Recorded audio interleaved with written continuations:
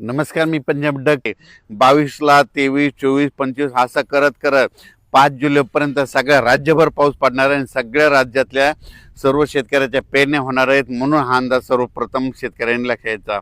राज्यात ठिकठिकाणी म्हणजे आज 22 जूनपासून ते जवळपास 5 जुलैपर्यंत सगळीकडे पाऊस पडणार आहे आणि सगळ्या शेतकऱ्याच्या पेरण्या सुरू होतील.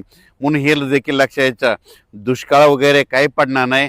आणि सर्वप्रथम आनंदाची बातमी आणखीन सांगू इच्छितो की जुलैच्या म्हणजे 2 जुलै ते 20 जुलैच्या दरम्यान राज्यामध्ये अतिवृष्टी होणार आहे. म्हणून हा अंदाज लक्षात घ्यायचा.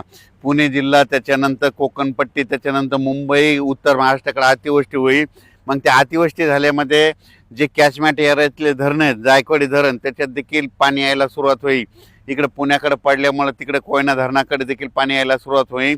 त्याच्यामुळं हे देखील सर्व शेतकऱ्यांनी अंदाज लक्षात द्यायचा.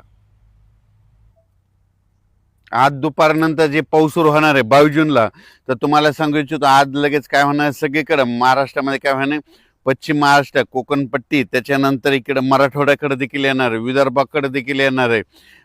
म्हणजे जवळपास आज बराच भाग जवळपास व्यापून टाकणार आहे. म्हणून हा अंदाज लक्षात.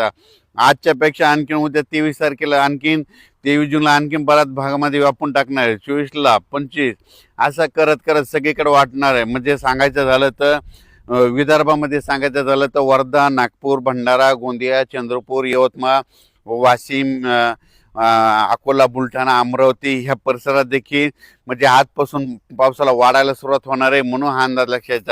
विदर्भात मात्र 23, 24, 25, 26, 27च्या दरम्यान चांगला पाऊस बरसणार आहे आणि त्या शेतकऱ्याचे देखील पेरणी होणार आहे.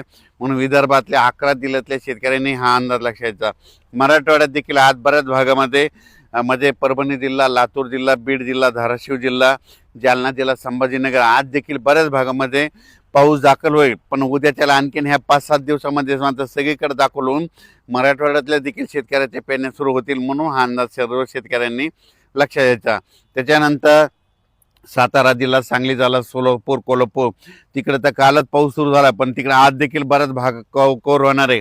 आणखीन 10 दिवसामध्ये तिकडेच देखील सगळीकडे पाऊस पडेल आणि त्या भागातील देखील शेतकऱ्याच्या पेरण्या लागू होतील. म्हणून हे लक्षात घ्यायचं.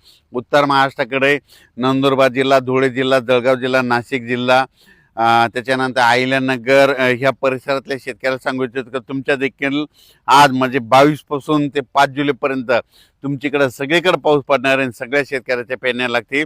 म्हणून हा अंदाज लक्षात घ्यायचा. शेतकऱ्याला विनंती, शेतामध्ये पाऊस पडल्याच्या नंतर जमिनीमध्ये ईदभर ओल गेली तर तुम्ही कधी पेरणी करू शकता. म्हणून हा अंदाज लक्षात घ्यायचा. 4-6 बोटावर जर ओल केली तर तुमच्या पेरणी खराब होते. त्याच्यामुळं 4-6 बोटं पेरणी करू नये. ईदवर चांगले ओल गेल्याच्या नंतर तुम्ही पेरणी कधी करू शकता. म्हणून हे शेतकऱ्यांना लक्षात. पण राज्यात मात्र आजपासून परत जास्त पाऊस वाढायला सुरुवात होणार आहे. दुष्काळ वगैरे काही पडणार नाही. परत एकदा सांगतो, जूनमध्ये यावर्षी मी म्हटलं तर कमी पाऊस राहणार, जुलैमध्ये जास्त, ऑगस्टला कमी आणि सप्टेंबर ऑक्टोबर परतीचा पाऊस धुमाकूळ घालणार आहे. म्हणून हे अंदाज देखील लक्षात द्यायचा. पण जुलै महिन्यामध्ये मात्र राज्यामध्ये ठिकठिकाणी अतिवृष्टी होणार आहे. म्हणून हा अंदाज सर्वप्रथम लक्षात द्यायचा. परत कोणत्या